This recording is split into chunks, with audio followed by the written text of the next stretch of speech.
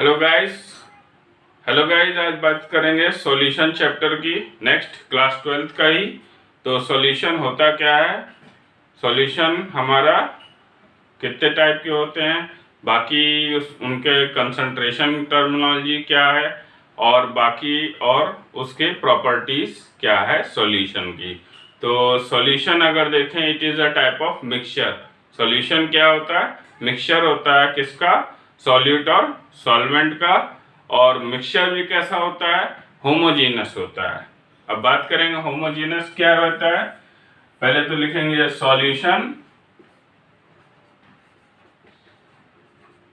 is a homogeneous mixture of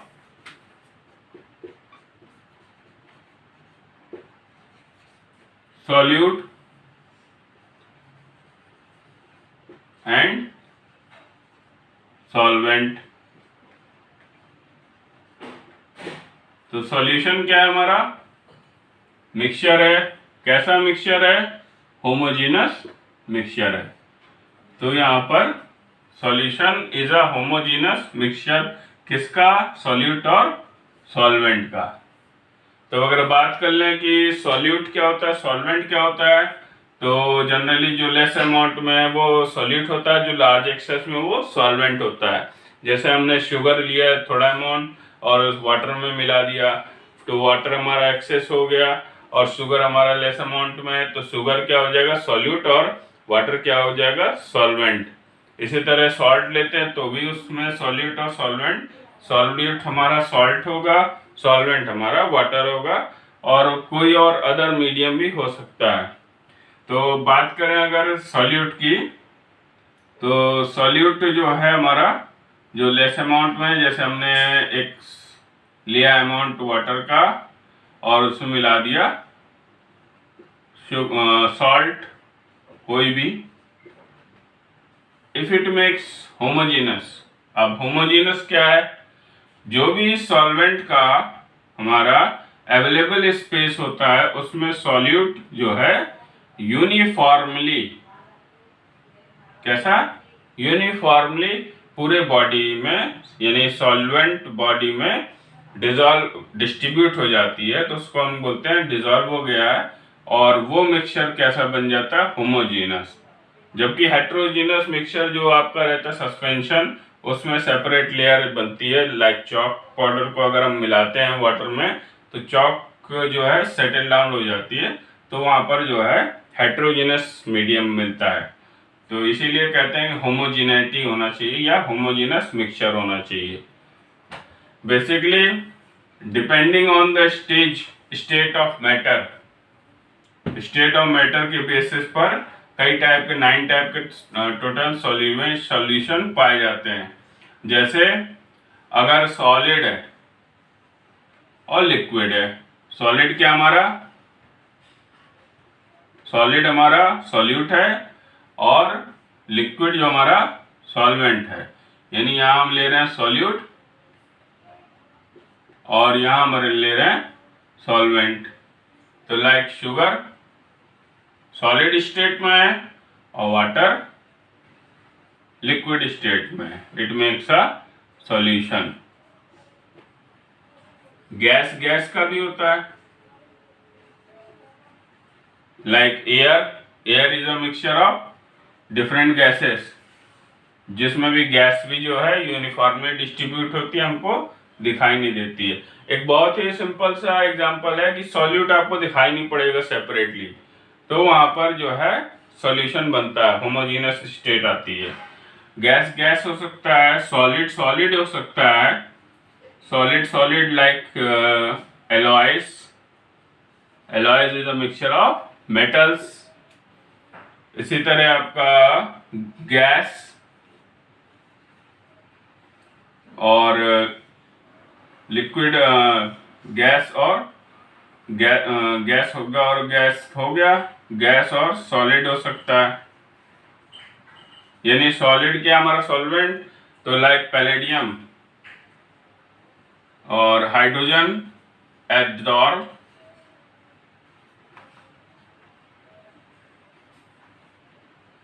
adsorb in palladium या platinum, तो वहां पर भी सॉल्यूशन बनेगा। तो ये टोटल और टाइप के भी मिक्सचर हैं, तो 9 टाइप के यहाँ पर मिलते हैं। तो स्टेट ऑफ मैटर के बेसिस पर यहाँ पर सॉल्यूशन के टाइप बताए गए। अब आता है कि अगर इक्वल अमाउंट में है तो तब क्या प्रॉब्लम आती है। जैसे हमने एक लिया बीकर और बीकर में वॉल्यूम रख दिया हमने 200 ml, किसका, इथेनॉल का, इथाइल एल्कोहल, और दूसरे बीकर में हमने वाटर लिया,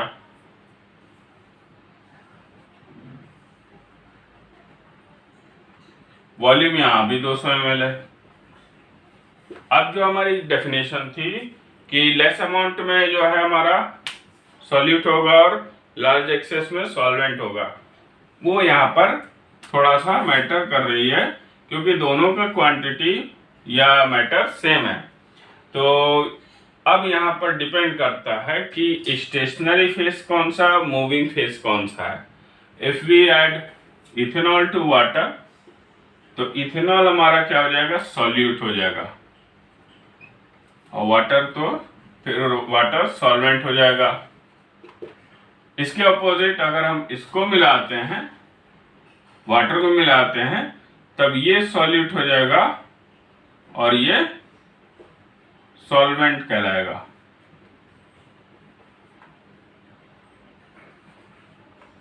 तो आई होप ये क्लियर हो गया होगा कि अगर इक्वल अमाउंट में तब मूविंग फेस जो हमारा होगा वो सॉल्यूट होगा और स्टेशनरी फेस जो होता है वो सॉल्वेंट होता है।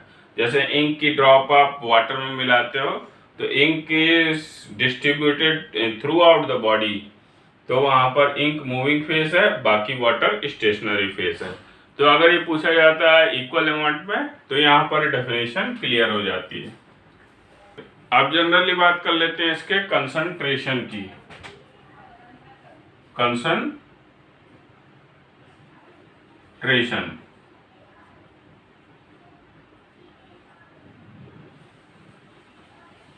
concentration of solution।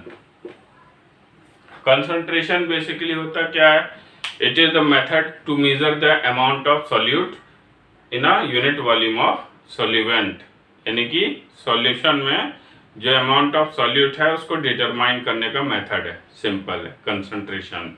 तो डिफरेंट कंसंट्रेशन यूनिट होती है। पहला हम लेते हैं मास परसेंटेज। जनरली मेडिसिन की बॉटल या फिर कोई भी टैबलेट भी कह सकते हैं कि उस पर जो है परसेंटेज बाय मास भी लिखा रहता है, परसेंटेज बाय वॉल्यूम भी लिखा रहता है कि कितना कितना कंपोजिशन वो बना हुआ है मिल करके।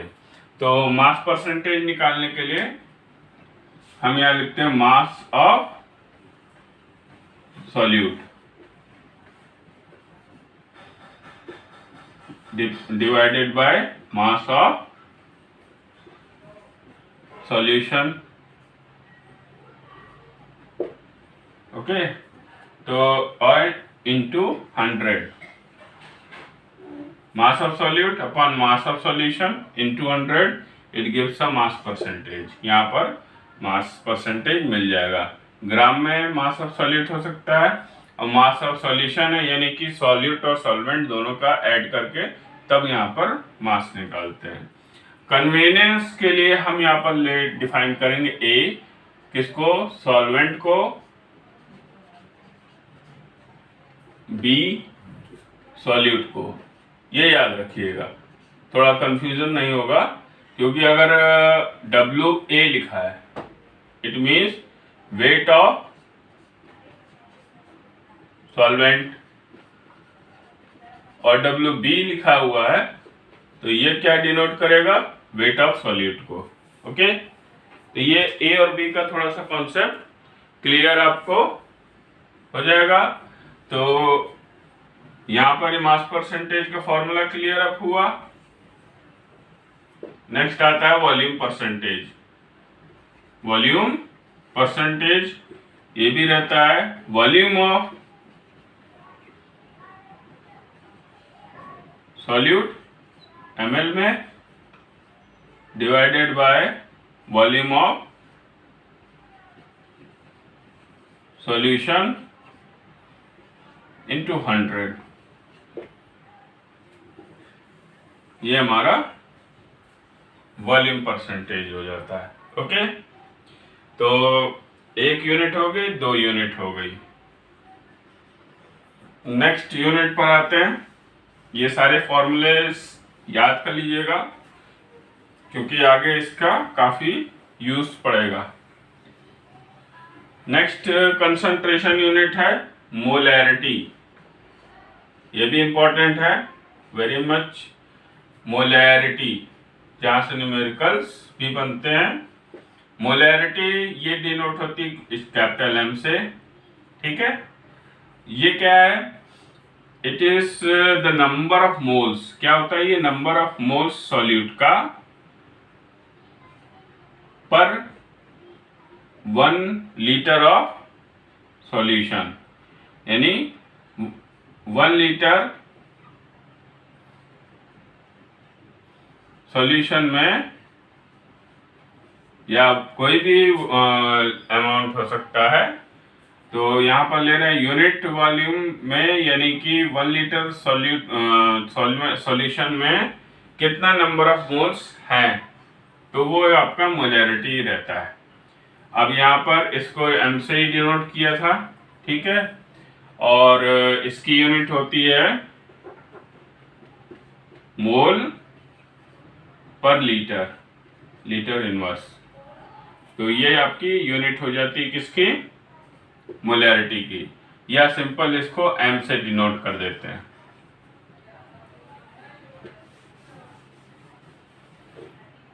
ना अब यहां पर क्या है? नंबर ऑफ मोल्स क्या होता है? Number of moles is equal to weight of solute और solvent divided by molar mass, molar mass of solute और सॉल्वेंट। अभी न्यूमेरिकल में और क्लियर होता जाएगा। यानी N की जगह हम NB की जगह क्या रख सकते हैं? WB, और M की जगह MB रख सकते हैं। WB वेट ऑफ सॉल्यूट है, MB molar mass of solute है। B लिखा हुआ है तो सॉल्यूट होगा। और V अगर हम ml में लेते हैं तो 1 लीटर में था तो 1000 से हमें मल्टीप्लाई करना पड़ेगा, यानी यहाँ पर 1000 से डिवाइड करना पड़ेगा, 1000 ऊपर चला जाएगा तो हमारा WB into 1000 upon MB upon V इन ml, ये मोलैरिटी का एक फॉर्मूला आपका बन जाता है। This is formula for calculating molarity. Next unit हमारा है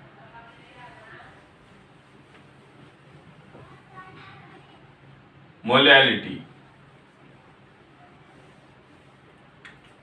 मोलैलिटी इसको स्मॉल m से डिनोट करते हैं और ये होता है हमारा molality is the number of moles of solute divided by weight of solvent in kilogram. Molality क्या है हमारा? Number of moles of solute divided by weight of solvent. Solvent याद रखिए, वेट ऑफ सॉल्वेंट होता है इन किलोग्राम। अब इसको वैसे ही ओपन करेंगे, WB अपॉन MB हो जाएगा, that is number of moles of solute हो जाएगा, और अपॉन WA, और फिर वही है अगर इसको हम ग्राम में लेते हैं तो ऊपर 1000 से यहाँ पर मल्टीप्लाई हो जाएगा। ये फॉर्मूला आपका बन जाएगा किसका? मोलैलिटी का। तो एक चीज इंपॉर्टेंट है, molarity depends on the temperature, very भी करता है टेम्परेचर के अकॉर्डिंग, क्योंकि मोलैरिटी बेस करता है किस पर? वॉल्यूम पर। और वॉल्यूम का, लिक्विड का वॉल्यूम का एक्सपेंशन भी होता है और कम भी होता है, चाहे गैस का भी हो गया वॉल्यूम कम होता है, ज्यादा भी होता है। और मोलैलिटी है इंपॉर्टेंट टर्म है, ये आपका जो भी है वॉल्यूम पर या टेम्परेचर पर डिपेंड नहीं करता है। मोलैरिटी पूछा भी जाता है, मोलैरिटी टेम्परेचर पर डिपेंड करती है, यस। मोलैलिटी टेम्परेचर पर डिपेंड करती है, नो, क्योंकि यहाँ पर वेट में ले रहे हैं तो वेट वेरी नहीं करेगा, वॉल्यूम वेरी करेगा। तो मोलैरिटी क्योंकि वॉल्यूम पर डिपेंड है, इसलिए मोलैरिटी में कैपिटल एम में आपका टेम्परेचर का इफेक्ट पड़ेगा। नेक्स्ट टर्म है हमारा mole fraction. It is defined और इट इज इंडिकेटेड, ये इंडिकेट होगा somewhere it is pronounced as X और समवेयर काई। तो यहाँ पर हम काई ले लेते हैं, या एक्स ही ले लेते हैं। मोल फ्रैक्शन जो है, अब मोल फ्रैक्शन जो है सॉल्यूट और सॉल्वेंट सबका रहता है, यानी the amount of moles of solute divided by amount of moles of solution, यानी सिंपल है एन ए यानी N B, sorry N B आपका क्या हो गया, moles of solute upon total number of moles of solution. अब solution में एक से ज्यादा भी कंपोनेंट हो सकते हैं, लेकिन यहाँ बाइनरी सॉल्यूशन की बात कर रहे हैं तो Na प्लस एन बी, ये हो जाता है क्या, मोल फ्रैक्शन। अब बी है यहाँ पर न्यूमरेटर में, तो ये हो जाएगा X B, number of mole fraction of solute.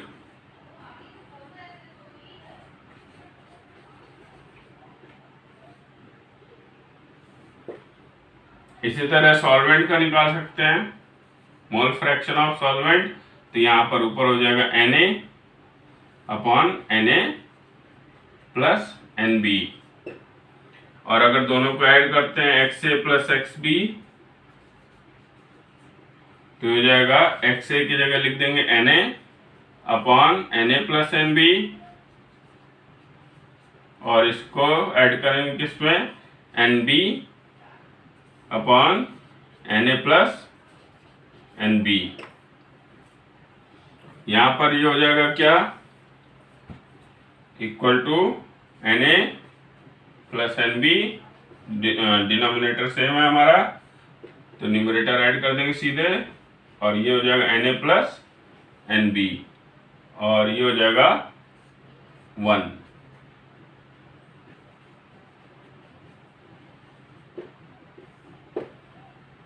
यानी the summation of the various component mole fraction of the component, किसी भी मोल फ्रैक्शन का समेशन जो हमेशा इक्वल टू 1 होता है। तो एक ये भी फॉर्मूला हमारा निकल आया, और ये सारे तो डिटरमाइन हम कर सकते हैं। तो अगर XA प्लस XB हमेशा 1 रहेगा, और ये आपका मोल फ्रैक्शन ऑफ सॉल्यूट हो गया, ये मोल फ्रैक्शन ऑफ सॉल्वेंट हो गया।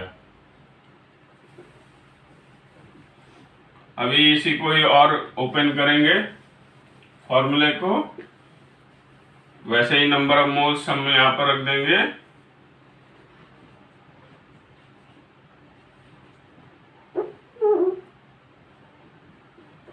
N की जगह क्या लिख सकते हैं, WB अपॉन MB, और ये हो जाएगा WA अपॉन MA,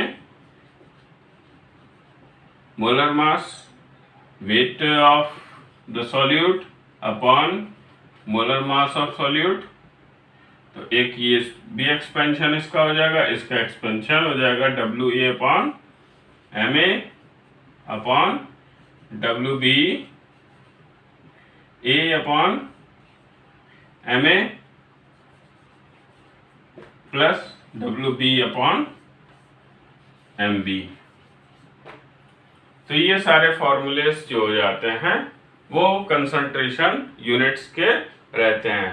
पहला हमारा था मास परसेंटेज, फिर वॉल्यूम परसेंटेज, फिर मोलैरिटी हमने देखा, मोलैलिटी देखा, और मोल फ्रैक्शन देखा।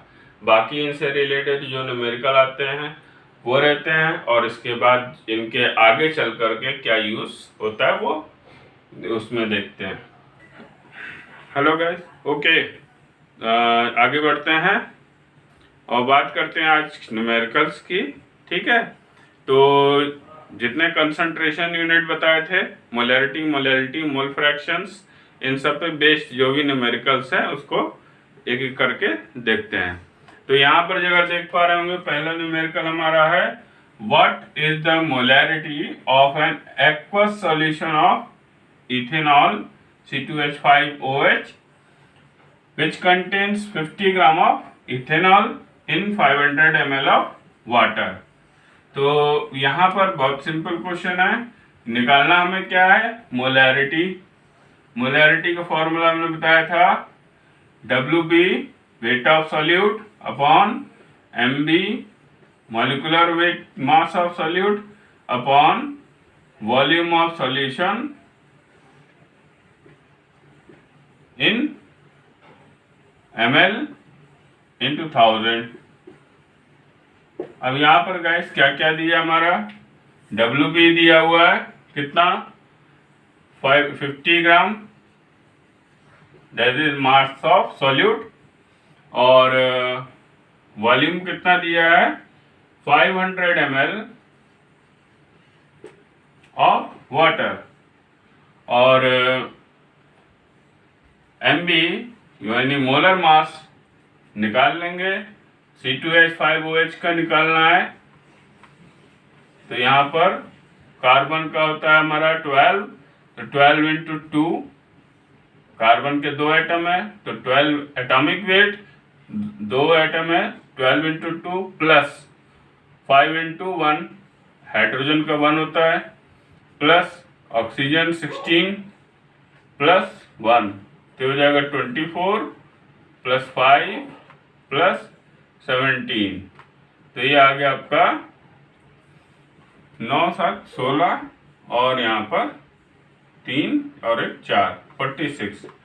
तो 46 जो हमारा आ जाएगा मॉलिक्यूलर वेट, यानी वैल्यू रख देंगे हम 50 अपॉन 46 अपॉन 500 इंटू 1000, यानी ये हो जाएगा 500 इंटू 1000 अपॉन 46 इंटू 500, और जो भी वैल्यू आएगी वो हमारी किस में आएगी, M लिख देंगे, यानी मोलैरिटी को डिनोट करेगा, या मोल पर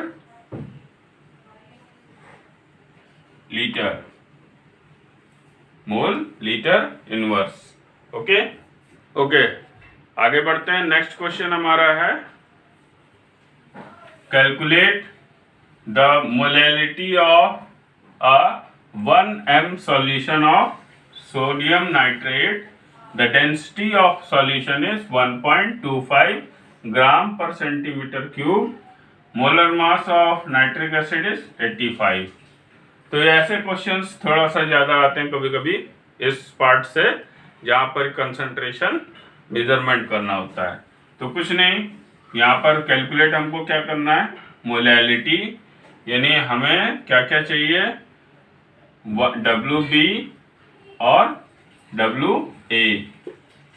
तो मोलैलिटी बताया था number of moles upon weight of solvent into 1000। तो यहाँ पर हमको सबसे पहले ये निकालना पड़ेगा कि पहले तो वैल्यू निकाल लेते, क्या क्या दिया, डेंसिटी दिया हुआ है 1.25, मोलैरिटी दिया हुआ है, मोलैरिटी कितना दिया हुआ है 1, और उसके बाद नाइट्रिक एसिड यानी MB दिया हुआ है, सिंपल क्या 85। तो एक फॉर्मूला होता है density is equal to mass upon volume. तो अगर मास ऑफ वॉल्यूम यानी कि जो भी सॉल्यूशन का मास है या सॉल्यूशन का वॉल्यूम है वो हम यहाँ से इस फॉर्मूले से डिटरमाइन कर सकते हैं। तो यहाँ पर हम अगर मास निकाल लेंगे तो हो जाता है डेंसिटी इंटू वॉल्यूम।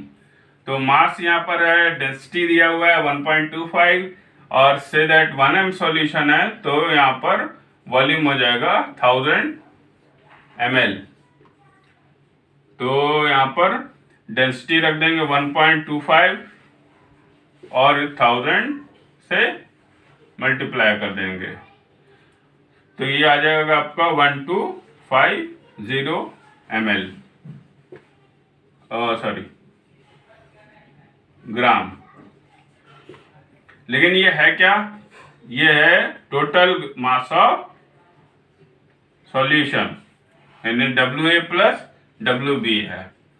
अच्छा, WB भी नहीं पता हमको, WA भी नहीं पता है, वेट ऑफ सॉल्यूट यहाँ पर नहीं दिया है। ठीक, चलो यहाँ पर एक चीज जरूर दिया है कि 1m सॉल्यूशन है। कैसा सॉल्यूशन है, 1m, यानी मोलैरिटी 1 है। तो मोलैरिटी इक्वल टू होता है WB upon MB upon WA इंटू 1000। अब सॉरी, मोलैरिटी का हो जाएगा वॉल्यूम, ठीक है, इन ml। तो यहाँ पर जो है नंबर ऑफ मोल्स जो हमारा है वो 1 ही आ रहा है, यानी कि यहाँ पर जो वॉल्यूम होगा वो 1000 ही होगा। वॉल्यूम कितना होगा, 1000 होगा।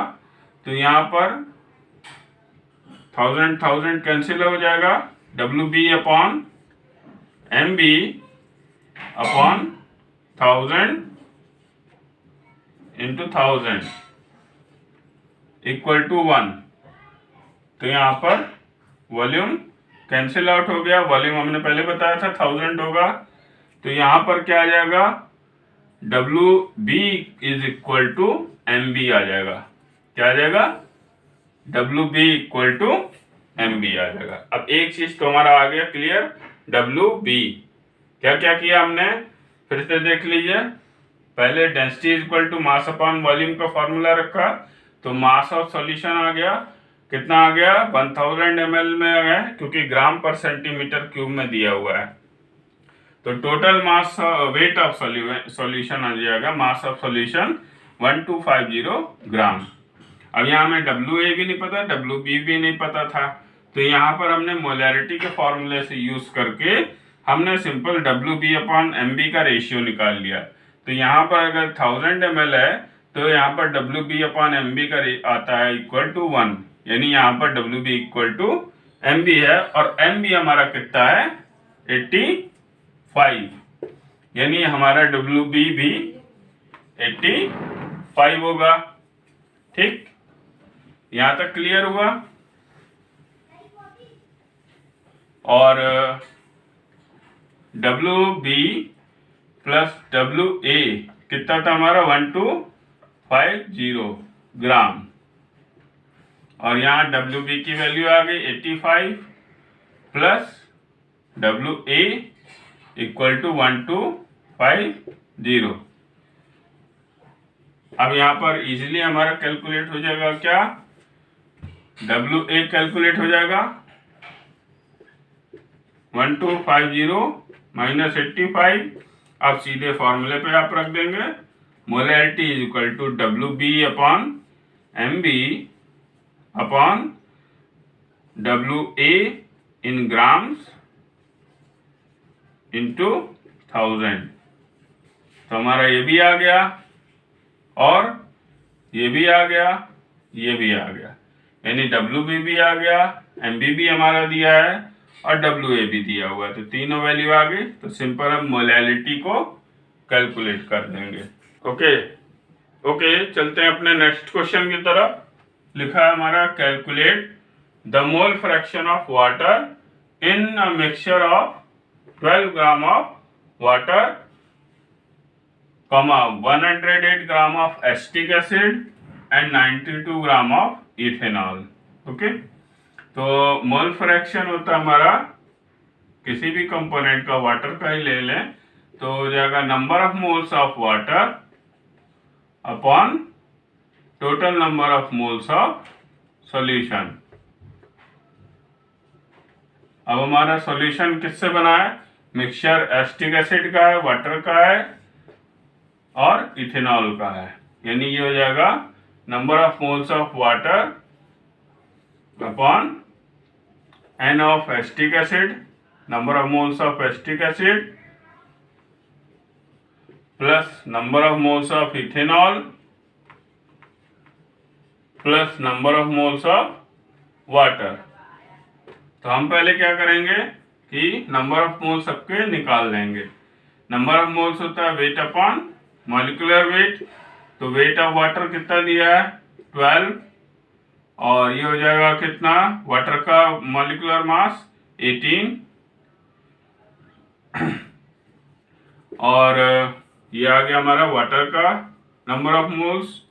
और इसी तरह एसिटिक एसिड का अगर निकालेंगे तो मास आ जाएगा आपका एसिटिक एसिड का CH3CH3COOH, यानी कि 12 into plus 3 plus 12 plus 16 into 2, 2 oxygen है, प्लस 1, तो ये टोटल आएगा आपका 60। कितना आएगा 60।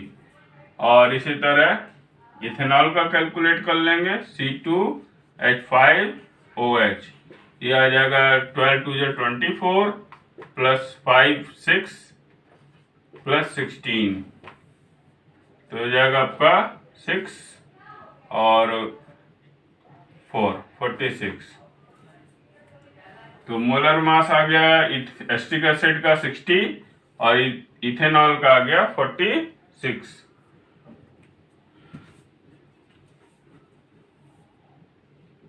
यानी molar mass of acetic acid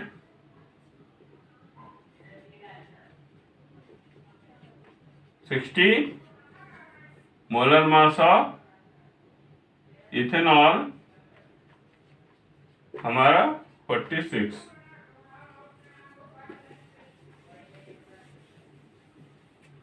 अब सिंपल है, N ऑफ एसिटिक एसिड क्या आ जाएगा, वेट कितना है एसिटिक एसिड का, gram of mixture of 12 gram 108 upon molar mass कितना आया था एसिटिक एसिड का 60, और इथेनॉल का आ जाएगा क्या, N ऑफ इथेनॉल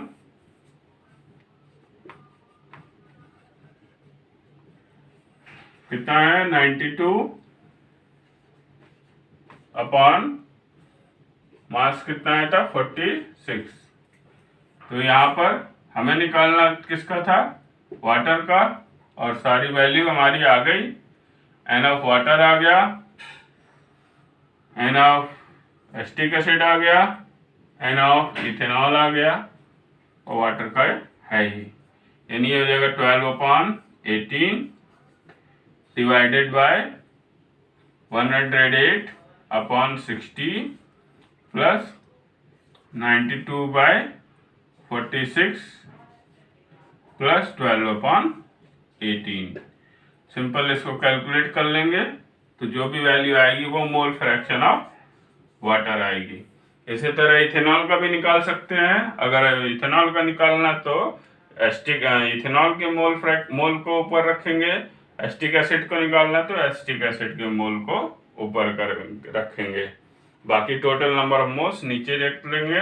तो हमारा किसी भी कंपोनेंट का मिक्सचर में यहाँ पर हमारा मोल फ्रैक्शन निकल जाएगा। बढ़ते हैं आगे की तरफ। नेक्स्ट हमारा है topic vapour pressure. Vapour pressure of a solution और उसी से related roles law of binary solutions. तो यहाँ पर बात करें अगर वेपर प्रेशर की, तो वेपर प्रेशर होता क्या है। तो पहले तो हम ये समझ लें कि what is vaporisation and what is condensation. Vaporisation और कंडेंसेशन क्या होता है। सपोज दैट यहाँ पर हमारा कोई भी लिक्विड वाटर ही है, तो if we kept water in a open space, कुछ समय बाद जो है वाटर उसमें से इवापोरेट हो जाएगा धीरे धीरे, या कहीं पर भी आप देखते होंगे वाटर जो है अगर रखा हुआ मेज पर तो वो पूरा का पूरा वाटर आपका कुछ समय बाद इवापोरेट हो जाता है, यानी दिखता नहीं है। या कुछ अगर वाटर रखा हुआ है तो कुछ दिन, एक दिन ही ऑब्जर्व करेंगे तो वहां पर आ जाएगा कि अमाउंट कम हो गया। कहाँ गया वो वाटर, वो वाटर गया हमारा वेपर फॉर्म में सराउंडिंग में। कहाँ गया वाटर? वेपर फॉर्म में सराउंडिंग में चला गया। ठीक है, तो इसको क्या बोलेंगे? वेपराइजेशन। क्या बोलेंगे? वेपराइजेशन। अगर हम इसको सिंपल क्लोज कर दें, कट लिड ओवर इट, ठीक है, ऊपर से अगर कवर करें तो क्या होगा? मॉलिक्यूल वेपर फॉर्म में भी जाएंगे और वापस कंडेंस भी हो जाएगा। कंडेंसेशन का आपने फिनोमेना देखा भी होगा। अगर सिंपल है, कोई भी मिल्क है, आप कवर अप कर देते हो हीट मिल्क, तो जो कवर है या ढक्कन है उसके ऊपर वाटर ड्रॉपलेट्स छोटी छोटी जमा हो जाती हैं। तो ये होता है हमारा कंडेंसेशन। तो यहां पर क्या हो रहा है?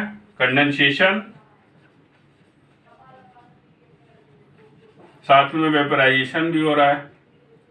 या कोई कोल्ड ड्रिंक की बोतल है तो उसके सराउंडिंग में जो है वेपर फॉर्म में वाटर इकट्ठा हो जाते हैं। तो वाटर वो कहाँ से आते हैं? सराउंडिंग के वाटर वेपर से। तो I hope vaporisation is clear और कंडेंसेशन इज क्लियर। ठीक है, तो simultaneously when we kept the water, जब भी वाटर को क्लोज बीकर में रखते हैं तो वाटर वेपराइज भी होता है और वाटर कंडेंसेट भी होता है। यानी वेपराइजेशन और कंडेंसेशन साथ साथ चलते हैं।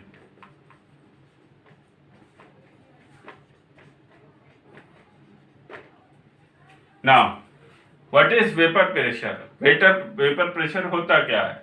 Vapour pressure according to the definition, when the condensation and vaporisation phenomena comes in the equilibrium state, यानी कि जब उसमें इक्विलिब्रियम आ जाता है वेपराइजेशन में और कंडेंसेशन में, या यूं कहें हम रेट ऑफ वेपराइजेशन और रेट ऑफ कंडेंसेशन बराबर हो जाती है, तो वहां पर हम कहेंगे तब जो प्रेशर एक्सर्ट होता है on the surface of water, pressure कहां जनरेट होता है?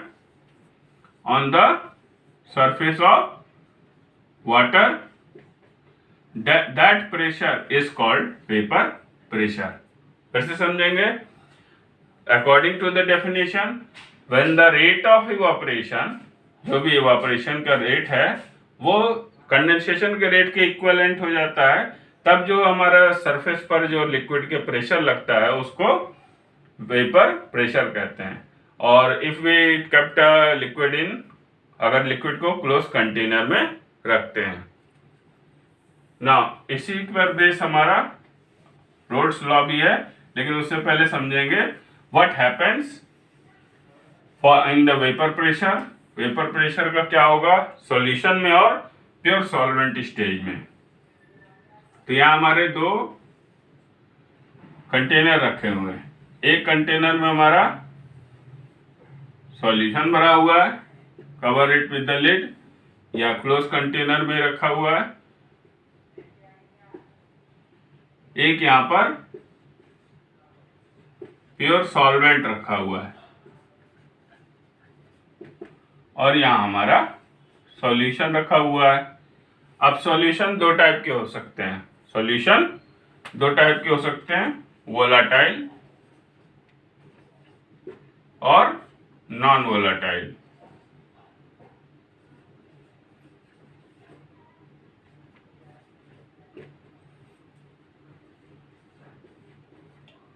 वोलाटाइल वो सॉल्यूशन होते हैं जिसमें हमारा दोनों ही, यानी सॉल्यूट और सॉल्वेंट, सॉल्यूट और solvent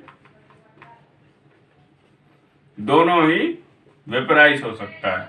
for example liquid ethanol and water. तो इथेनॉल भी वेपराइज होगा और वाटर भी वेपराइज होगा, यानी दोनों ही सॉल्यूट और सॉल्वेंट हमारा क्या है वेपराइज हो सकता है। तो इस टाइप के सॉल्यूशन को क्या बोलेंगे वोलाटाइल सॉल्यूशन। और नॉन वोलाटाइल सॉल्यूशन में जबकि एक यानी सॉल्वेंट वेपराइज हो सकता है लेकिन सॉल्यूट नहीं वेपराइज हो सकता है। लाइक sugar in water या salt in water।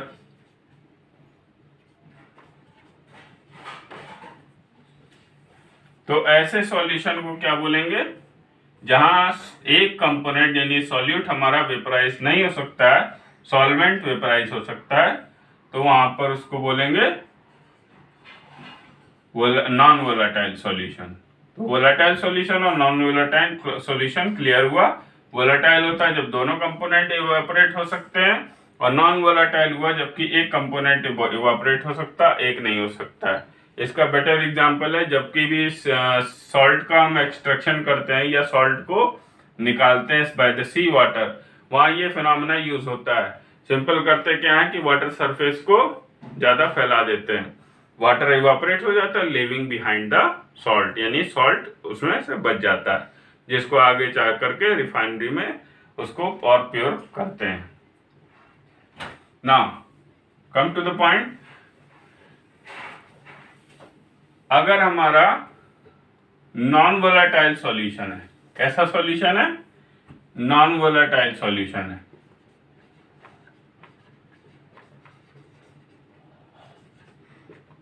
तो यहां पर नॉन वोलेटाइल में कुछ मॉलिक्यूल्स नॉन वोलेटाइल कंपोनेंट यानी सॉल्यूट के आ जाएंगे। जैसे हमारा से दैट शुगर मॉलिक्यूल ही आ गया और बीच में यहाँ पर वाटर है, तो water can evaporate but sugar cane not evaporate. Water evaporate करेगा लेकिन शुगर नहीं इवापोरेट करेगा। यहाँ पर भी है कि यहाँ पर इसका इवापोरेशन नहीं होगा, यहाँ पर इसका इवापोरेशन होगा, और यहाँ पर अगर देखेंगे तो सभी का इवापोरेशन होगा, सभी का कंडेंसेशन भी होगा। तो यहाँ पर दो का इवापोरेशन नहीं हो रहा है, यानी सरफेस पर यहाँ पर दो कंपोनेंट का नहीं हो रहा है, दो ही का ही हो रहा है। तो जो भी प्रेशर एग्जर्ट होगा वो दो मॉलिक्यूल से ही होगा, कंडेंसेशन होकर के भी, जब rate of condensation rate of evaporation बराबर होंगे। और यहाँ पर चार है, तो जाहिर सी बात है इसका जो वेपर प्रेशर होगा वो ज्यादा होगा इसके वेपर प्रेशर के कंपैरिजन में। और यहीं पर ही अगर वोलेटाइल है तो सभी इवापोरेट हो सकते हैं, और रेट ऑफ इवापोरेशन अगर ज़्यादा है वाटर का, जैसे हमारा इथेनॉल का ज़्यादा ही होता है वेपर बॉइलिंग पॉइंट, या उसको कह सकते हैं वेपराइजेशन इथेनॉल का जल्दी हो जाता है, तो वहाँ पर वेपर प्रेशर जो है इसका तब ज़्यादा होगा, किसका, जबकि वोलेटाइल सॉल्यूशन है। तो वोलेटाइल सॉल्यूशन में अगर दोनों के रेट में ज़्यादा है और सॉल्वेंट के कंपैरिजन में, तो वहाँ पर इसका ज़्यादा होगा, इसका कम होगा। नॉन वोलेटाइल में नॉन वोलेटाइल का कम होगा, इसका ज़्यादा होगा। तो I hope volatile non volatile clear हो गया, और किसका वेपर प्रेशर ज़्यादा होगा। अगर नॉन वोलेटाइल है तो वेपर प्रेशर नॉन वोलेटाइल का कम होगा प्योर सॉल्वेंट के कंपैरिजन में, और वोलेटाइल है तो वोलेटाइल में ज़्यादा होगा। अब बात करते हैं रोल्स लॉ की। रोल्स लॉ की यहाँ पर हम अगर बात करते हैं, पी नॉट लिखा हुआ हमने, पी नॉट ऑफ ए हमने पहले बता दिया था सॉल्वेंट का है, तो पी नॉट लिखा हुआ है, ये है vapour pressure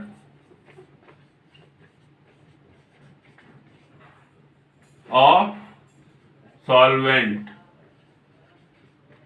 in pure form.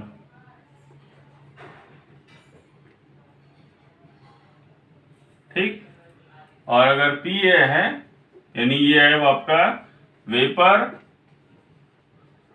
Pressure of solvent in a solution, यानी पी ए लिखा हुआ है यानी ये सॉल्यूशन में है, और पी ए है यानी कि ये प्योर फॉर्म में है या सिंपल सॉल्वेंट स्टेज में है। किस स्टेज में है, सॉल्वेंट स्टेज में है। और इसी तरह पी बी नॉट अगर खाली पी बी है, और पी बी यहाँ पर सॉल्यूशन में है। आगे बात करेंगे रोल्स लॉ के बारे में। तो रोल्स लॉ में पहले हमारा है वोलेटाइल सॉल्यूशन के लिए,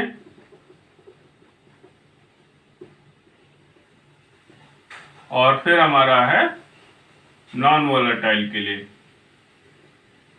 क्या होता है, तो इसको देखेंगे। According to the Raoult's law, mole fraction of each component is equal to the mole fraction of a component in pure state, partial pressure of solution or partial pressure of component in a solution is equal to the partial pressure of the component in pure state into the mole fraction of a component। यानी यहाँ पर ये solvent के लिए हो गया, और इस सॉल्यूट के लिए हो जाएगा Pb, यानी partial pressure of solute in a solution is equal to Pb naught partial pressure of solute in a pure state into the mole fraction of solute, और टोटल प्रेशर ऑफ सॉल्यूशन निकल जाएगा हमारा P total,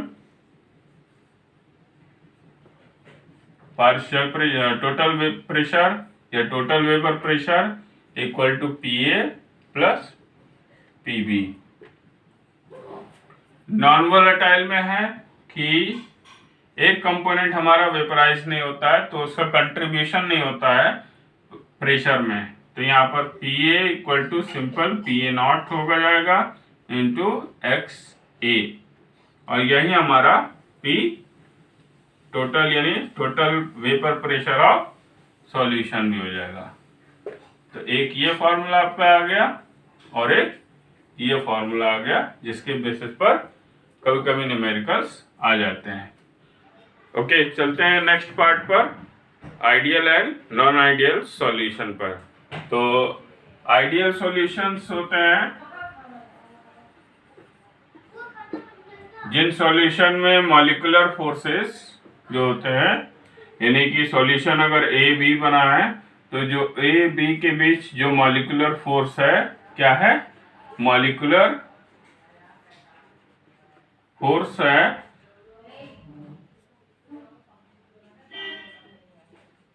वो similar होता है इसके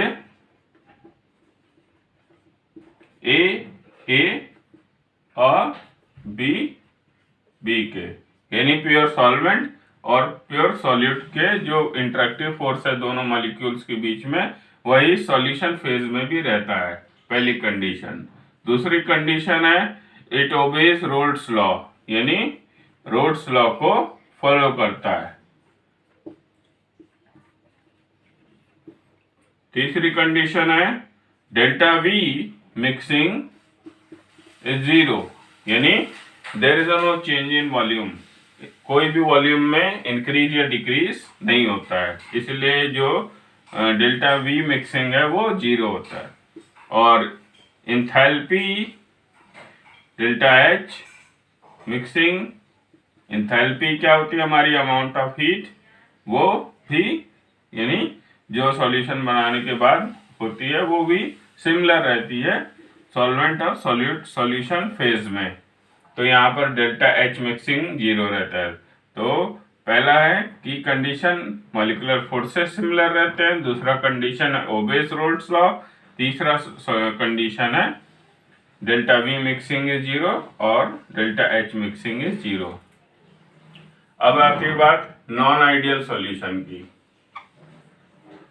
non ideal solution में पहला है वही इसका opposite, the A B molecular force are not same, A B molecular forces are not similar as in A and A B, sorry B B. दूसरा है it do not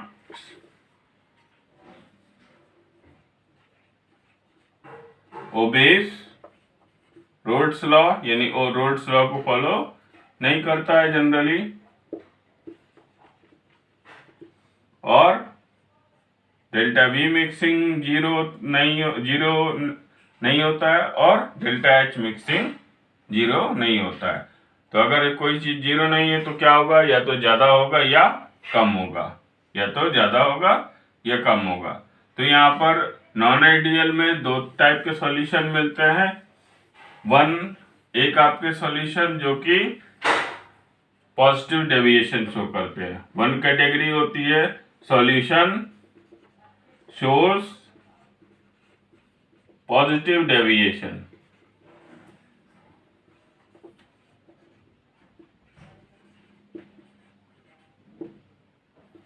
from Raoult's law.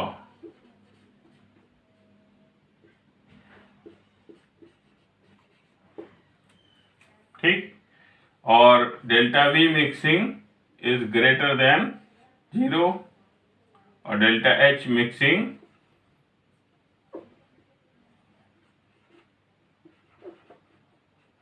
Is also greater than zero. कहने का मतलब है कि यहां पर जो ए बी मॉलिक्यूलर फोर्स है वो क्या रहता है, लेस रहता है। यानी सॉल्यूशन फेज में सिंपल है, वेपर प्रेशर ज्यादा होता है लिक्विड्स का, और ए का मॉलिक्यूलर फोर्स ज्यादा होता है या बी का मॉलिक्यूलर फोर्स ज्यादा रहता है, या दोनों का ज्यादा रहता है। यानी ए बी का मॉलिक्यूलर फोर्स कम रहेगा और ए और बी का ज्यादा होता है। लाइक इथाइल एल्कोहल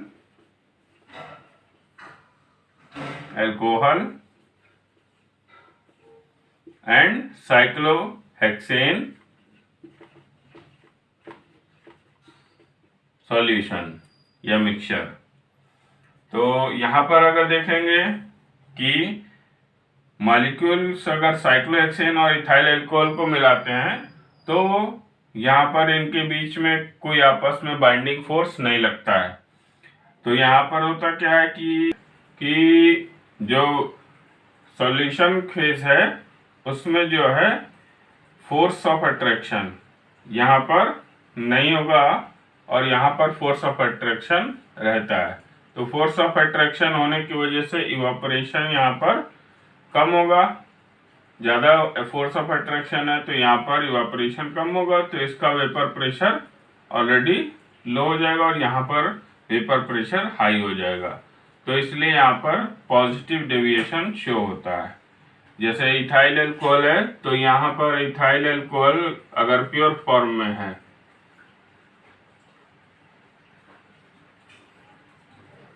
तो सॉल्वेंट स्टेज में इथाइल अल्कोहल में हम जानते हैं हाइड्रोजन बॉन्डिंग होती है। क्या होती है? Hydrogen bonding.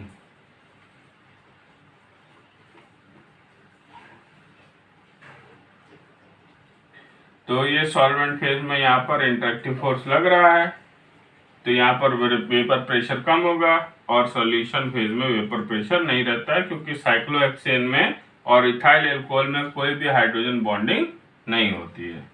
इसी के अपोजिट दूसरा है the solution which shows negative deviation. ऐसा सॉल्यूशन जो कि नेगेटिव डेविएशन शो करता है रोड्स लॉ केक में से। तो यहाँ पर भी वही होगा, delta V mixing will be less than zero,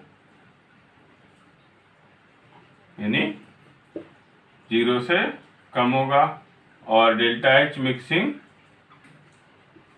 zero से कम होगा। तो यहाँ पर होता क्या है कि ए बी में इंटरेक्टिव फोर्स लगने लगता है और सॉल्यूशन फेज का वेपर प्रेशर कम हो जाता है और सॉल्वेंट फेज का वेपर प्रेशर ज़्यादा हो जाता है। तो यहाँ पर इसलिए positive deviation negative deviation show होता है रोड्स लॉ से। तो अगर देखें कि एसीटोन है हमारा CH3CO CH3, तो एसीटोन है और वहीं पर हमारा एक क्लोरोफॉर्म है Cl3 CHCl3। तो यहाँ पर भी हाइड्रोजन बॉन्ड फॉर्म हो जाता है जब एसीटोन और क्लोरोफॉर्म का सॉल्यूशन बनाया जाता है। अब यहाँ पर क्योंकि सॉल्यूशन फेज में दोनों ही मॉलिक्यूल के बीच इंटरेक्टिव फोर्स लग रहा है तो इसका वेपर प्रेशर ऑलरेडी कम हो जाएगा और ये नेगेटिव डेविएशन शो करेगा। तो ये हो गया पॉजिटिव डेविएशन और negative deviation non ideal solution का। चलते हैं अपने नेक्स्ट टॉपिक पर जो हमारा है important one, colligative properties. Colligative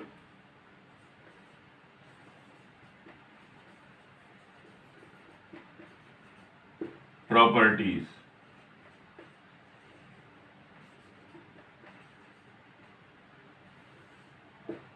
पहले तो ये समझ लेते हैं कॉलिगेटिव प्रॉपर्टी होती क्या है। कॉलिगेटिव प्रॉपर्टी सॉल्यूशंस की, बाइनरी सॉल्यूशंस की ऐसी प्रॉपर्टी होती है जो नंबर ऑफ पार्टिकल्स पर डिपेंड करती है। Colligative properties number of particles पर डिपेंड करती है कोई भी नॉन वोलेटाइल सॉल्यूशन के लिए। तो कॉलिगेटिव प्रॉपर्टी 4 होती है हमारी।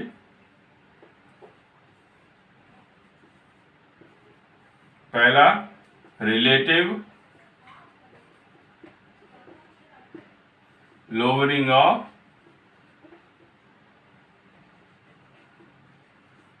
Vapour pressure. दूसरा हमारा एलिवेशन इन बॉइलिंग पॉइंट। तीसरा है हमारा डिप्रेशन इन फ्रीजिंग पॉइंट। और चौथा है हमारा ऑस्मोटिक प्रेशर। तो ये 4 हमारी कॉलिगेटिव प्रॉपर्टी रहती है जो कि सॉल्यूट के नंबर ऑफ पार्टिकल्स पर यानी सॉल्यूशन में नंबर ऑफ पार्टिकल्स पर डिपेंड करती है। अब एक एक करके जानेंगे। पहली बात तो ये इंपॉर्टेंट होता है इसलिए क्योंकि इसके बेस पर जो भी फॉर्मूला बनता है उससे बोर्ड एग्जामिनेशन में जरूर आता है। तो सारे के सारे चारों प्रॉपर्टी इंपॉर्टेंट रहती है और हर एक टर्मिनोलॉजी क्लियर होती जाएगी। बहुत ही सिंपल है। पहले लेते हैं हम relative lowering of vapour pressure. तो अगर हम वही सॉल्वेंट है और इसमें हम मिला देते हैं क्या, सॉल्यूट, और वो भी नॉन वोलेटाइल। क्या मिला देते हैं, सॉल्यूट और वो भी नॉन वोलेटाइल। तो इसका वेपर प्रेशर किसका, इसका सॉल्यूशन का सॉल्वेंट से कम रहेगा और इसको हम बोलेंगे लोअरिंग ऑफ वेपर प्रेशर। क्या कह रहे हैं, सॉल्यूशन का vapour pressure non volatile surface acquire करने की वजह से कम हो जाएगा और इसको हम कहेंगे लोअरिंग ऑफ वेपर प्रेशर। किससे कम होगा, सॉल्वेंट से कम होगा। तो नॉन वोलेटाइल के लिए हमने पहले देखा था कि जो रिलेशनशिप आ रहा था P partial pressure A solution phase में is equal to PA0 into XA।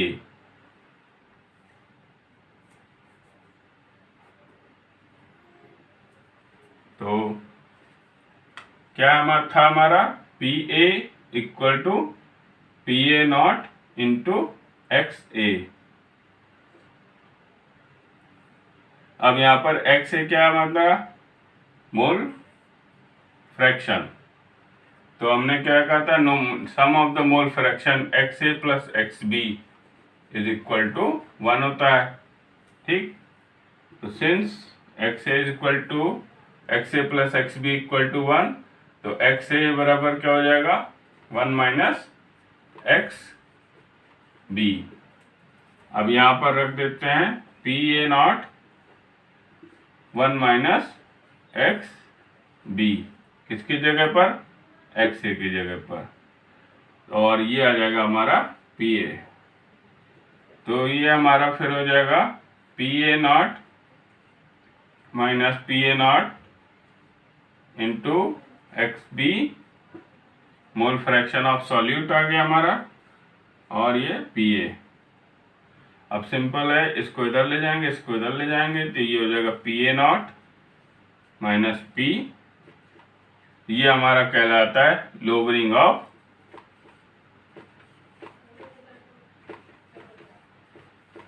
Vapour pressure, और इधर आ जाएगा हमारा PA नॉट इंटू XB। और यहीं पर ही अगर इसको लिखते हैं, XB इक्वल टू हो जाएगा PA not minus PA upon PA not. तो ये हो जाता हमारा रिलेटिव लोअरिंग ऑफ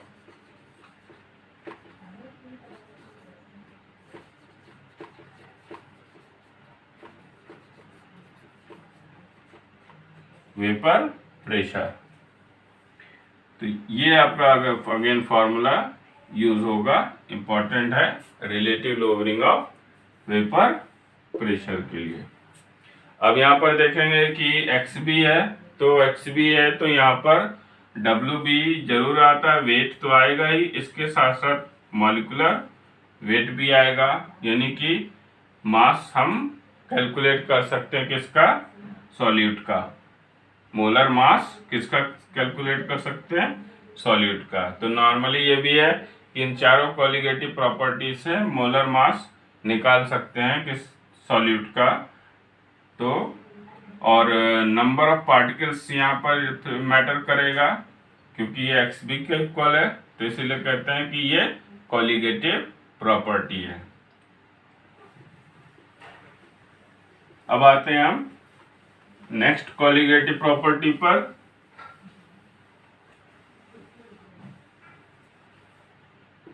जो कि हमारा है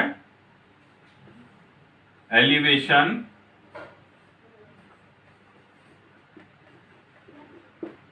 इन बॉइलिंग पॉइंट। इसके लिए सिंपल ग्राफ बना के समझते हैं, तब ज्यादा क्लियर होगा।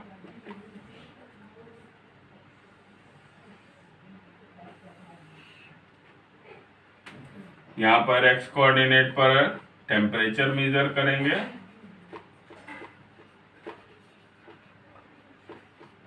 और इस तरफ हम वेपर प्रेशर मेजर करेंगे, इधर टेम्परेचर इधर वेपर प्रेशर। तो सबसे पहले समझ लेते हैं बॉइलिंग पॉइंट होता क्या है। बॉइलिंग पॉइंट हमारा वो टेम्परेचर होता है जब कभी भी हमारा लिक्विड का वेपर प्रेशर एटमॉस्फेरिक प्रेशर के इक्वल हो जाता है। तो व्हेन द लिक्विड या solution vapour pressure becomes equal to atmospheric pressure, तो उस टेम्परेचर पर, उस टेम्परेचर को क्या बोलेंगे, बॉइलिंग पॉइंट। ठीक, तो नॉर्मली आपने देखा होगा कोई भी लिक्विड है तो तुरंत गर्म करने पर बॉयल नहीं करता है, इट टेक्स अ टाइम। क्यों, क्योंकि गर्म करने पर भी होता है रेट ऑफ इवापोरेशन होता है, और वेपर प्रेशर बढ़ता जाता है। और नॉर्मली जब वेपर प्रेशर 1 एटमॉस्फेरिक प्रेशर के बराबर हो जाता है, तब वह टेम्परेचर हमारा बॉइलिंग पॉइंट कहलाता है।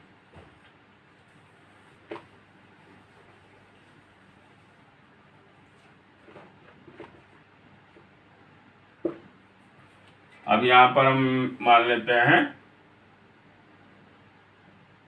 एटमॉस्फेरिक प्रेशर है 1 एटमॉस्फेरिक प्रेशर। ठीक, तो एलिवेशन यानी कि ज़्यादा, तो जो भी हमारा सॉल्यूशन फेज होता है उसका बॉइलिंग पॉइंट कम होता है सॉल्वेंट फेज से, सॉरी ज़्यादा होता है सॉल्वेंट फेज से, यानी बॉइलिंग पॉइंट सॉल्यूशन का ज़्यादा होगा सॉल्वेंट फेज से। अब देख लेते हैं, दो कर्व आपको दिखाई देंगे यहाँ पर।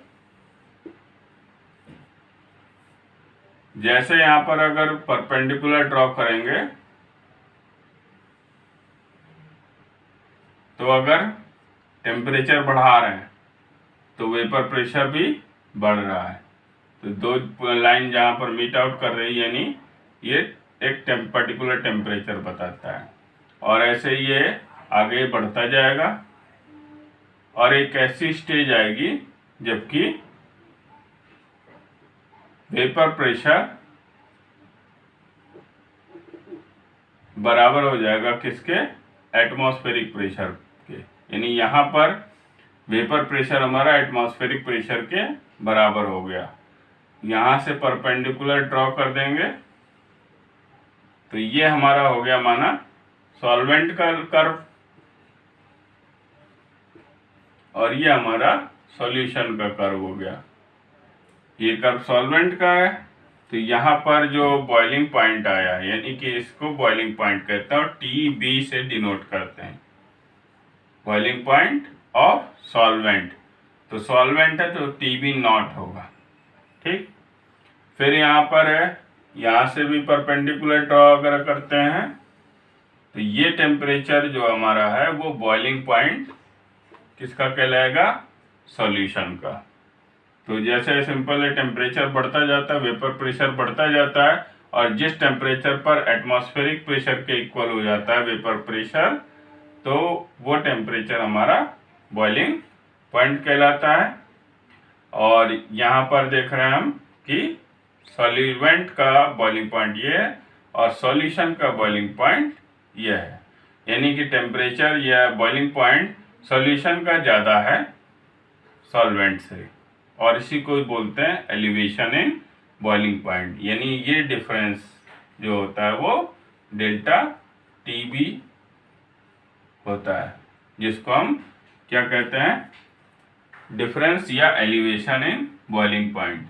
यहाँ डेल्टा TB इक्वल टू हो जाएगा क्या, यानी इतना TB माइनस में से TB नॉट माइनस कर देंगे तो हमारा इतनी वैल्यू आ जाएगी, TB में से TB नॉट माइनस कर देंगे तो डेल्टा TB आ जाएगा। तो यहाँ पर TB delta TB is equal to TB not and sorry TB minus TB not, यानी boiling point of solution minus boiling point of solvent. और एक्सपेरिमेंटली ये देखा गया है कि डेल्टा TB प्रोपोर्शनल होता है किसके, मोलैलिटी के। किसके प्रोपोर्शनल होता है, मोलैलिटी के। साइन ऑफ प्रोपोर्शनलिटी हटाएंगे तो ये हो जाएगा KB इंटू M। KB क्या है हमारा, मोलल एलिवेशन कांस्टेंट। मोलैलिटी का फॉर्मूला ओपन करेंगे, WB upon MB upon WA इंटू 1000।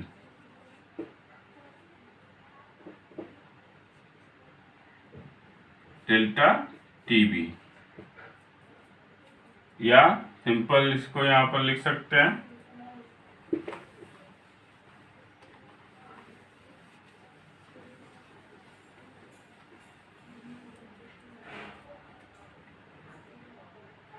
Delta TB equal to KB into WB into 1000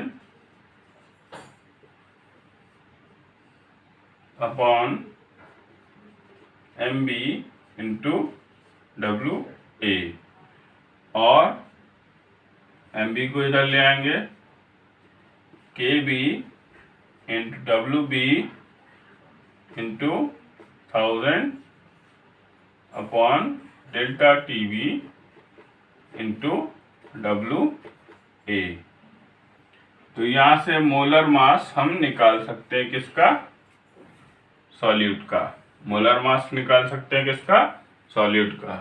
तो ये दोनों फॉर्मूले भी आपके इंपॉर्टेंट रहते हैं, जिसका बेसिस पर न्यूमेरिकल आता है।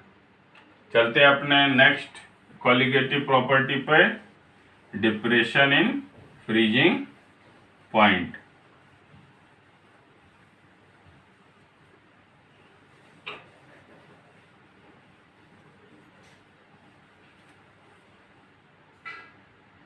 थर्ड कॉलिगेटिव प्रॉपर्टी, डिप्रेशन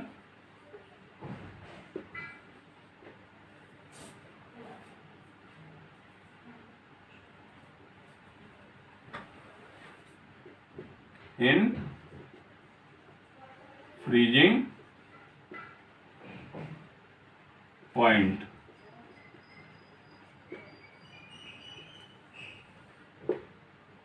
यहाँ पर ये डेल्टा टी एफ के से डिनोट होगा।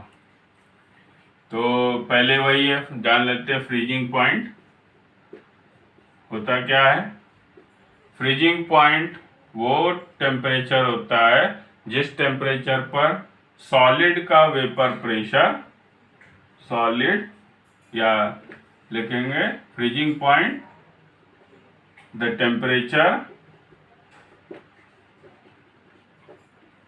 at which solid vapor pressure becomes equal to the liquid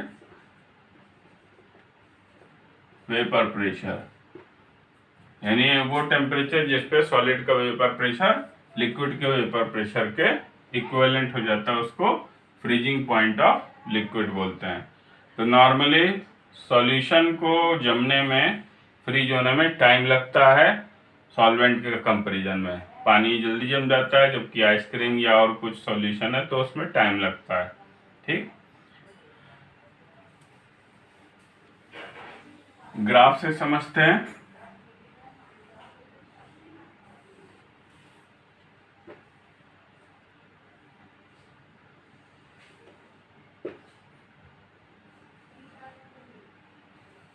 ये हमारा सॉलिड का कर्व है वेपर प्रेशर का, और ये लिक्विड का है। किसका है,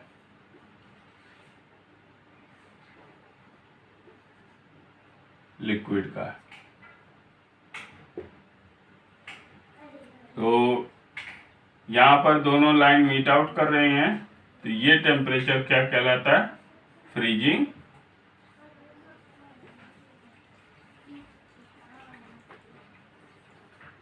पॉइंट। बाकी वही है, ये वेपर प्रेशर कर्व है, यानी लाइन है एक्सिस, और ये टेम्परेचर लाइन ऑफ एक्सिस है। अब बात कर लेते हैं कि सॉल्यूशन और सॉल्वेंट में क्या डिफरेंस होगा।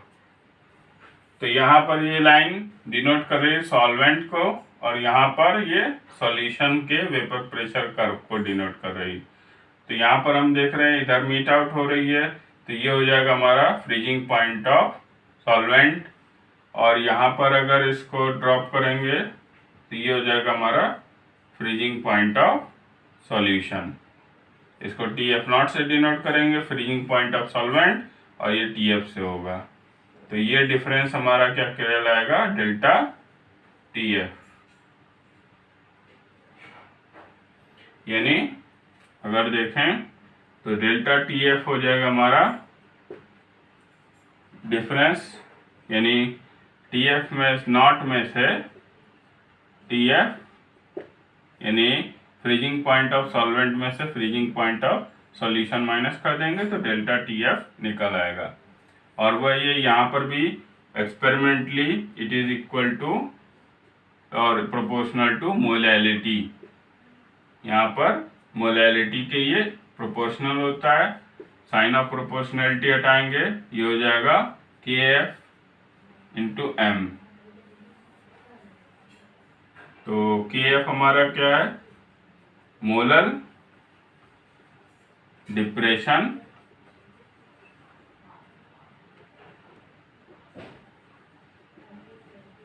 कांस्टेंट।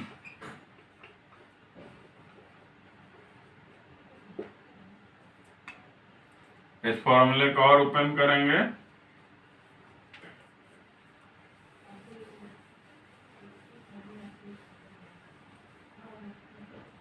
तो ये हो जाएगा delta T F equal to K F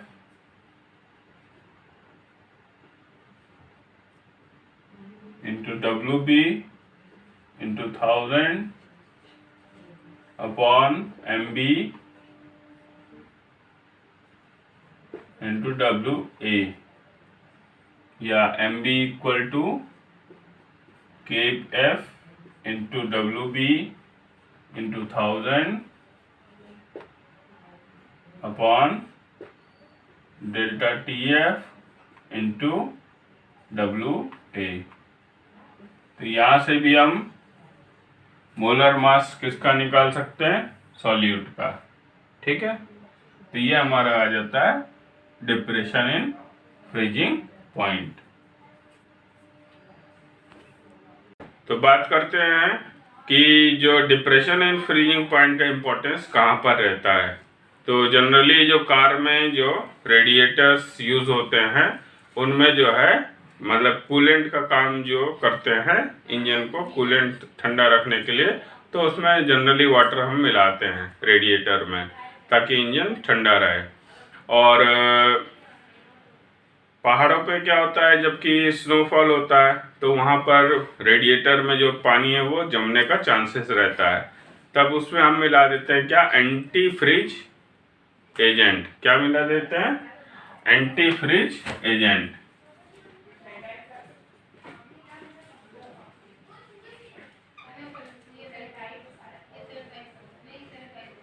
और जनरली इथाइलिन ग्लाइकॉल मिलाते हैं। क्या मिलाते हैं, इथाइलिन ग्लाइकॉल। तो ये डिप्रेशन इन फ्रीजिंग पॉइंट का पार्ट है, तो इसमें इथाइलिन ग्लाइकॉल मिला देते हैं किसमें, कार रेडिएटर में। तो क्वेश्चन पूछा जाता है why the ethylene glycol is added in क्या कहते हैं, इन रेडिएटर्स, या कोई भी एंटी फ्रीज रिएजेंट का नाम बताइए। तो वहाँ ज़्यादा इम्पोर्टेंस इसका 1 नंबर का सब क्वेश्चंस आ सकते हैं, आते ही हैं जनरली। तो नेक्स्ट क्वालिटेटिव प्रॉपर्टी की बात करेंगे, हमारा है ऑस्मोटिक प्रेशर। क्या है हमारा, ऑस्मोटिक प्रेशर, अगली क्वालिटेटिव प्रॉपर्टी। तो सबसे पहले समझेंगे कि यहाँ पर ऑस्मोसिस क्या होता है। ऑस्मोसिस, जैसा कि आप लोग देख पा रहे हैं कि सेमी परमेबल मेम्ब्रेन और बाकी एपरेटस दिया हुआ है, वही इसमें डिस्कस करेंगे। तो पहले हम ये देख लेते हैं कि ये हमारा एपरेटस है। अब यहाँ पर एक पर्टिकुलर मेम्ब्रेन या प्लेट्स लगी रहती हैं जिसमें छोटे छोटे स्मॉल पोर्स होते हैं, और इसको बोलते हैं हम semi permeable membrane. Generally cellulosic cell wall जो होती है प्लांट की, वो भी सेमी परमेबल मेम्ब्रेन का काम करती है। तो यहाँ पर क्या है कि ये ऑस्मोसिस का फिनोमेना यहाँ हैपेंड होता है, यानी यहाँ पर क्या होता है, ऑस्मोसिस होता है। ठीक, तो ऑस्मोसिस क्या होता है, अगर जैसे यहाँ पर सिर्फ से दैट ये सॉल्वेंट मॉलिक्यूल है, इधर हमारा सॉल्वेंट है और इधर हमारा सॉल्यूशन है, तो कौन ज्यादा कंसंट्रेटेड है, ऑब्वियसली सॉल्यूशन ज्यादा कंसंट्रेटेड है और यहाँ पर सॉल्वेंट है। तो मूवमेंट किसका होता है, तो कहेंगे movement of solvent molecule through a semi-permeable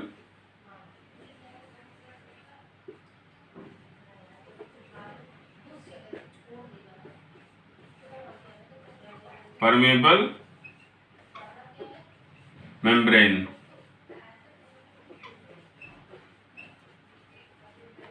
is called osmosis.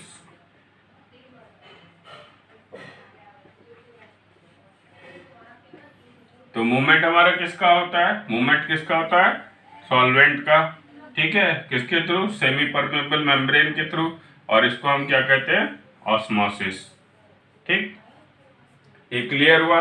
इसके साथ साथ अगर से दैट यहाँ पर हाईली कंसंट्रेटेड सॉल्यूशन है, बहुत ज्यादा कंसंट्रेटेड है, और यहाँ लेस कंसंट्रेटेड है, तो यहाँ पर क्या होगा कि मूवमेंट जो हमारा है यहाँ वाटर का तब इधर होगा। कब तक होगा? जब तक कि दोनों का कंसंट्रेशन इक्वलाइज ना हो जाए, जबकि दोनों ही सेम कंसंट्रेशन में हो जाए, वहां पर मूवमेंट स्टॉप हो जाएगा दोनों का, और यानी isotonic solution, same concentrated solution बन जाए, तब वहां पर मूवमेंट रुक जाएगा और ऑस्मोसिस आगे फिर नहीं होगी। ठीक, तो ऑस्मोसिस क्लियर हुआ। अब अगर से दैट यहाँ पिस्टन लगा है, तो पिस्टन पे अगर हम प्रेशर लगाते हैं तो इसका मूवमेंट रुक जाता है। किसका? ऑस्मोसिस का फिनोमेना रुक जाता है, या सॉल्वेंट का मूवमेंट रुक जाता है। तो जितना भी प्रेशर चाहिए होता है कि ऑस्मोसिस को रोकने के लिए, वो हमारा क्या कहलाता है? ऑस्मोटिक प्रेशर कहलाता है। ऑस्मोटिक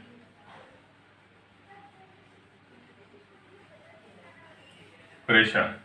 तो अगर डेफिनेशन देखें तो ऑस्मोटिक प्रेशर क्या होगा? ऑस्मोटिक प्रेशर हमारा रहता है द प्रेशर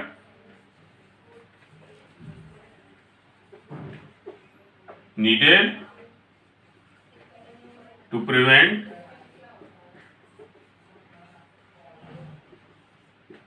ऑस्मोसिस, और इसको हम पाई से डिनोट करते हैं।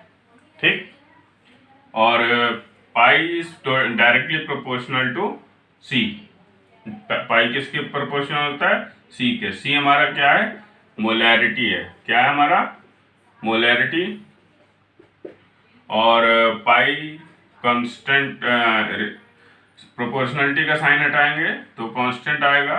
पाई is equal to C R T. एक डेफिनेट टेम्परेचर पर पाई की वैल्यू क्या होगी, तो यहां से हम कैलकुलेट कर लेंगे किसकी वैल्यू? ऑस्मोटिक प्रेशर के। अगेन क्योंकि यहाँ मोलैरिटी है तो ये मॉलिक्यूलर मास के भी डिटर्मिनेशन के काम आएगा। किसके? सॉल्यूट के। तो by this method we can also measure the molecular mass of any solvent, sorry solute. तो सॉल्यूट का भी यहाँ पर भी मॉलिक्यूलर मास डिटरमाइन होगा, जैसे बाकी तीनों कॉलिगेटिव प्रॉपर्टी से होता है। तो चारों कॉलिगेटिव प्रॉपर्टी हो गई। पहला relative lowering of vapour pressure, दूसरा एलिवेशन इन बॉइलिंग पॉइंट, तीसरा डिप्रेशन इन फ्रीजिंग पॉइंट, और चौथा हमारा osmotic pressure.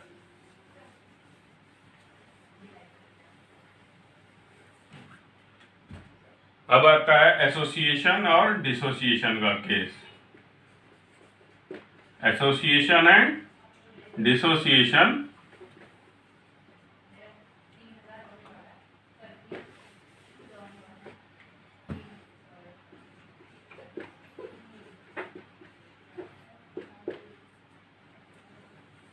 of solute in a solution। ठीक, समटाइम्स जब भी आपका सॉल्ट रहता है, क्या रहता है? सॉल्ट अगर हमने लिया है, और या फिर कुछ ऐसा कंपाउंड है, बेंजोइक एसिड है, C2C6H5COOH, बेंजोइक एसिड है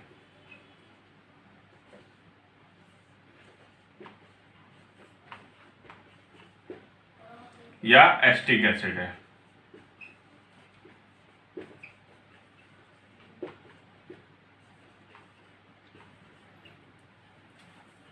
यहां पर जो है जब भी मॉलिक्यूलर मास सॉल्ट का अगर हम निकालते हैं तो वहां पर वैल्यू वो नहीं आ पाती है मोलर मास की, जैसा कि हम एक्सपेक्ट करते हैं कि कॉलिगेटिव प्रॉपर्टी से निकले।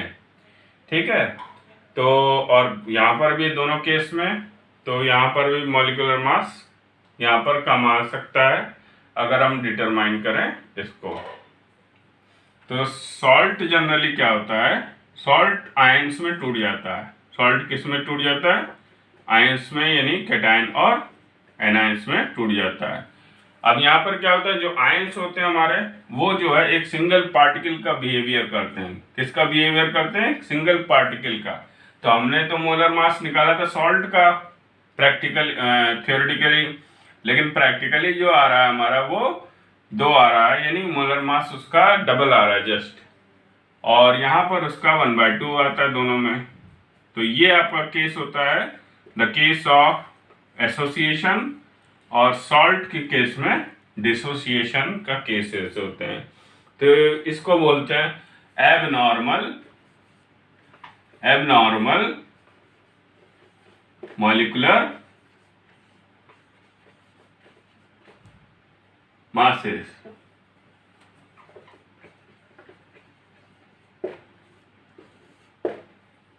ठीक, इसको सॉर्ट आउट करने के लिए वान हॉफ ने फैक्टर दिया था, जिसको वान हॉफ फैक्टर कहते हैं।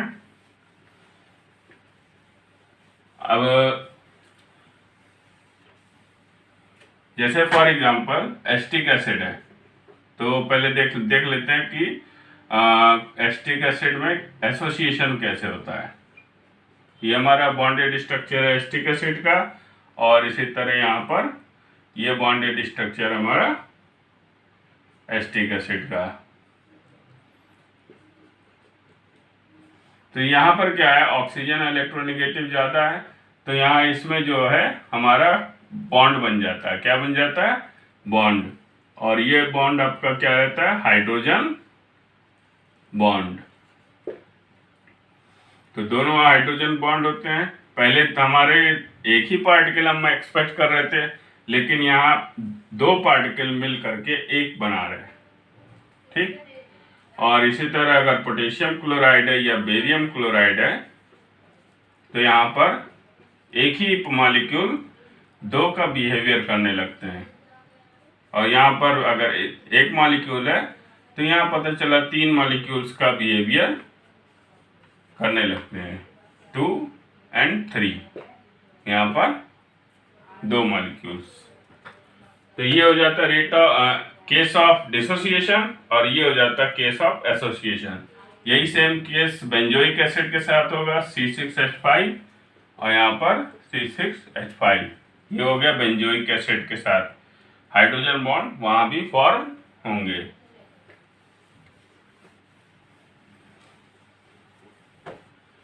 इसको सॉर्ट आउट करने के लिए वान हॉफ ने एक फैक्टर दिया था, जिसको वान हॉफ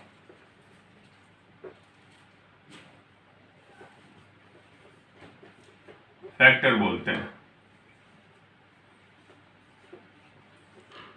और आई से डिनोट करते हैं।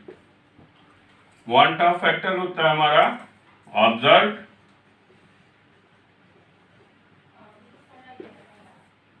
Colligative property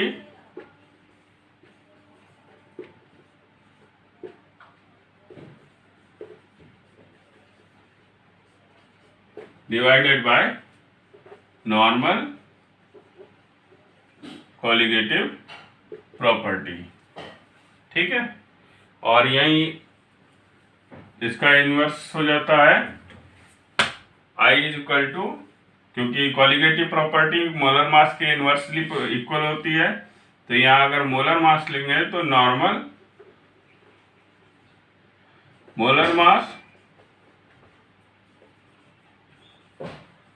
upon observed molar mass. अब गाइस न्यूमेरिकल सॉल्व करते समय ये चीज जरूर देखेंगे कि हमारा सॉल्ट दिया है या बेंजोइक एसिड है या एसिटिक एसिड है। अगर सॉल्ट दिया है तो सारी क्वालिटेटिव प्रॉपर्टी में जो है यानी relative lowering of vapour pressure P not minus P A upon P A not equal to X B, ठीक है। तो यहाँ पर इंट्रोड्यूस कर देंगे सारी क्वालिटेटिव प्रॉपर्टी में the factor which is called van't था फैक्टर, तो आई से इसमें इंडिकेट कर देंगे। एक हमारा relative lowering of vapour pressure हो जाता है, तो यहाँ हम इंट्रोड्यूस कर देंगे हमारा वन ऑफ फैक्टर आई। और एक हमारा था elevation in boiling point delta T B is equal to K B into M, तो यहाँ भी वन ऑफ फैक्टर से मल्टीप्लाई कर देंगे। और एक हमारा delta T F equal to K F into M था जिसमें आई इंट्रोड्यूस कर देंगे। और एक हमारा pi equal to C R T था जहाँ पर R gas constant, T absolute temperature है, और यहाँ पर भी इंट्रोड्यूस कर देंगे आई, ठीक। तो सारी चारों कोलिगेटिव प्रॉपर्टी में वन ऑफ फैक्टर इंट्रोड्यूस करेंगे, ठीक है, जबकि एसोसिएशन या डिसोसिएशन का केसेस होते हैं। अब वन ऑफ फैक्टर क्या होगा, आई अगर से दैट पोटेशियम क्लोराइड है या बेरियम क्लोराइड है, तो हमने जैसे बताया था कि बेरियम क्लोराइड में जो आयंस मिलेंगे 3 मिलेंगे, तो यहाँ पर वन ऑफ फैक्टर 3 हो जाएगा। यहाँ पर 2 आयंस मिलेंगे पोटेशियम आयन क्लोराइड आयन, तो यहाँ पर आई की वैल्यू 2 आ जाएगी। और अगर एसिटिक एसिड का केस है तो यहाँ पर क्योंकि 2 मॉलिक्यूल्स एसोसिएट हो जाते हैं, डाइमर फॉर्म करते हैं,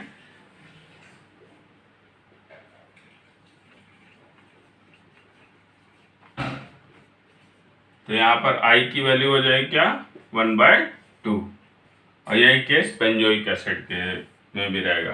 तो जब भी न्यूमेरिकल सॉल्व करेंगे ये जरूर देख लीजिएगा, नोट डाउन कर लीजिएगा कि हमारा उसमें सॉल्ट दिया है कि नहीं, और या बेंजोइक एसिड और एसिटिक एसिड का केस है कि नहीं।